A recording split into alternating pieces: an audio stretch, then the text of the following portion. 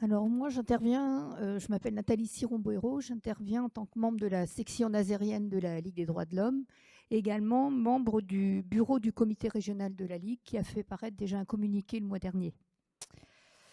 Si la Ligue des droits de l'homme, et j'insiste bien sur l'importance des mots des droits, n'est pas impactée directement, il n'en demeure pas moins que ces coupes budgétaires annoncées par la présidente de la région Pays de la Loire menacent l'accès aux droits pour toutes et tous.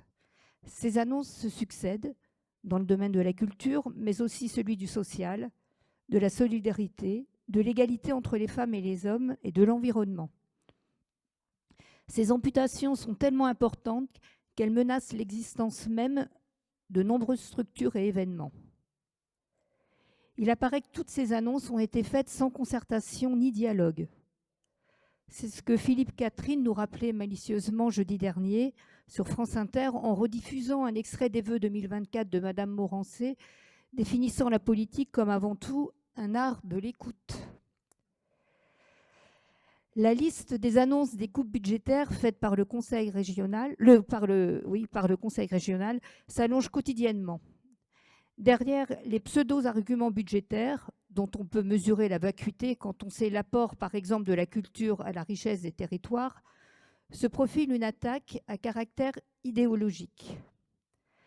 C'est ainsi que Mme Christelle Morancé a dénoncé le monopole d'associations très politisées qui vivent d'argent public, je la cite, visant à la fois la liberté d'expression et le service public que constitue le service culturel.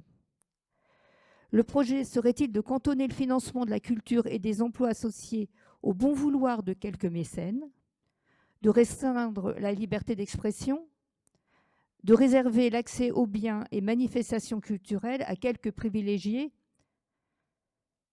Comme le proclament les acteurs de la culture n'est pas un luxe, c'est un droit.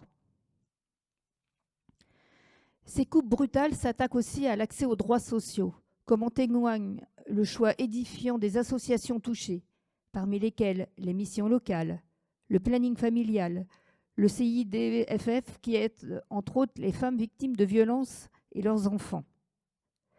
Cette fragilisation ou liquidation d'associations assurant des missions d'action sociale va avoir des conséquences dramatiques pour toutes les personnes éprouvées par les accidents de la vie.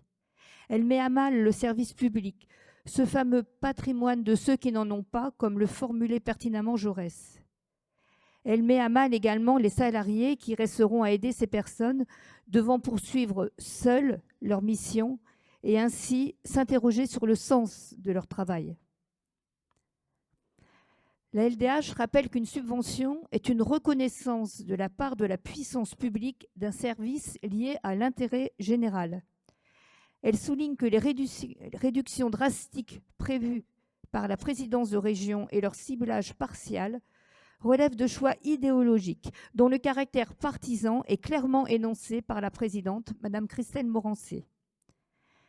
Elle dénonce le caractère violent et dangereux de ces coupes budgétaires pour l'accès effectif aux droits économiques, sociaux et culturels et pour la cohésion sociale.